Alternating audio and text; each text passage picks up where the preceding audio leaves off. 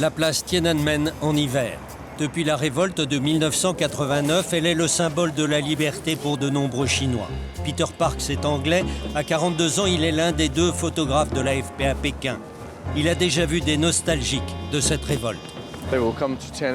Ces manifestants chinois viennent sur la place Tiananmen et lorsqu'ils repèrent quelqu'un avec un appareil photo, ils sortent une pancarte.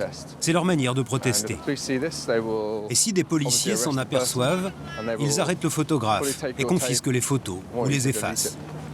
Pour la vidéo, c'est pareil.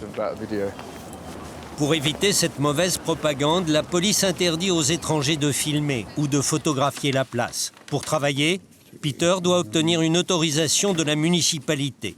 Une autorisation valable 1 heure seulement. That's enough. Okay, great, thank you. And when you finish your work, you have to return. So here. Okay, yeah, we'll do. No problem. So we come back 3:30. Okay, so this is our letter. Yes. Excellent. Thank you very much. Very kind. Cheers. See you again. Okay.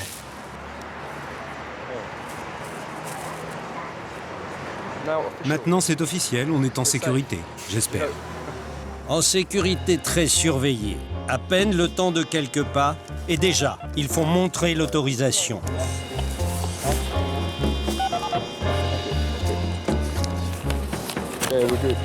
Place Tiananmen, il y a le mausolée de Mao qui attire les touristes chinois, mais il y a presque plus de policiers. Une garde spéciale qui veille sur la quiétude du mausolée, et beaucoup d'autres, plus ou moins apparents. En plus des policiers, il y a des caméras partout. Assurément l'un des endroits du monde les plus surveillés. There you go, guys. It's all official. No problem. Okay. For 1 hour.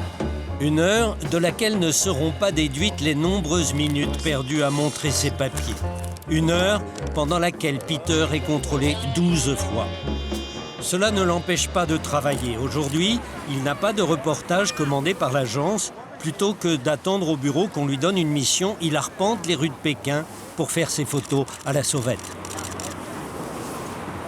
Il sait que ces images glanées sur Tiananmen se vendront toujours. Au-delà de l'aspect moderne de la capitale, il ne faut pas oublier que Pékin est sous surveillance. C'est dans l'un des nombreux cafés branchés de la ville où l'on trouve des connexions sans fil à Internet que Peter va sélectionner ses photos. Il transmet ses clichés d'endroits comme celui-ci. 2 ans qu'il est en poste en Chine, Peter a un truc pour que ses clichés échappent à la censure. Dans mon appareil photo, j'ai 2 cartes mémoire et je peux les intervertir dans l'appareil sans les retirer.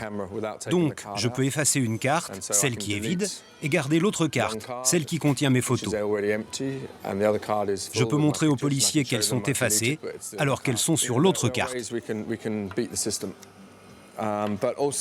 C'est une des manières de contourner le système. Mais s'ils parviennent à effacer les photos, il existe un logiciel qui permet de récupérer 99% de la mémoire. À l'actif de Peter, beaucoup de reportages sensibles. Il a toujours sauvé les photos importantes.